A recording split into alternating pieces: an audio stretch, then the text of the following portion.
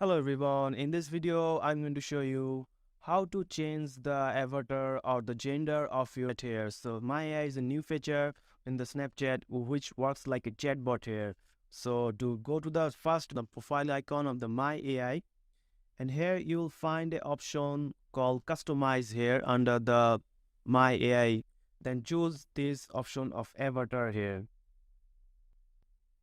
And here you will find the gender of the My AI here. So top here, this is the girl option, and here you can choose the face color of the My AI option here. And here you can choose the hair, also can choose the hairstyle of hair. And this is how you can change My AI gender to boy or girl here. And you just have to tap on save here. And also you can change the outfit here if you want to change the outfit of the My AI here. So that's it guys, this is how you can change My AI gender or My AI outfit or avatar in your Snapchat here. So if you found this video helpful, please subscribe to this channel, and thank you for watching.